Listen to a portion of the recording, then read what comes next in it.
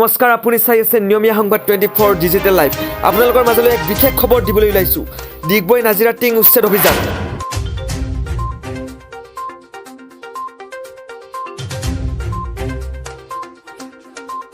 ডিগবৈ নাজিৰা টিঙৰ উচ্ছেদ অভিযানত ভাঙি দিয়া হ'ল এটি ঘৰ।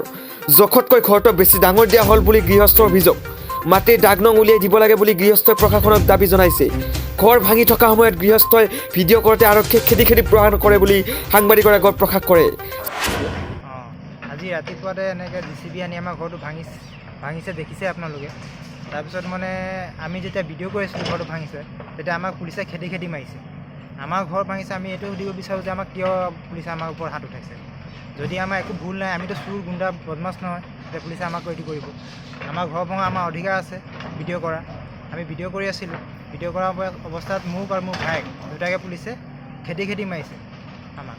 তাৰপিছত হ'ল কি মাটিৰ কথা, মাটি ৰাস্তাৰ কাৰণে এইটো ভাঙিছে, কিন্তু আমাৰ মাটিৰ দাগ নম্বৰ মই মোবাইলত মাৰিছিলোঁ, ৰেজিষ্ট্ৰেশ্যন 1980 আছে, 1980 চন।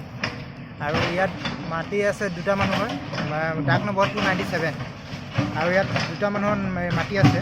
আমি মণ্ডলক সুধিব গ'লোঁ মাটিটো আমাৰ ক'ত, কেনেকৈ উলিয়াই দিয়ক। মণ্ডলে একো কথা কোৱা নাই, ডাইৰেক্টলি কৈছে তোমালোকে ঘৰটো ভাঙি দিয়া। আৰু প্ৰথম দিনা যেতিয়া মণ্ডলে আহিছে জুখিছে, তেতিয়া আমাৰ ঘৰটো ইমান সোমোৱা নাই, মাত্ৰ 1.5 ফুট সোমাইছে। তাৰ বেলেগ দিনা আহি কিনি MLA PA প্ৰেচিডেণ্ট, তেওঁৰ নাম হয় নয়ন গগৈ, তেওঁ আহি কিনি আকৌ 5 ফুট সোমাই দিছে আমাৰ ঘৰৰ ফালে।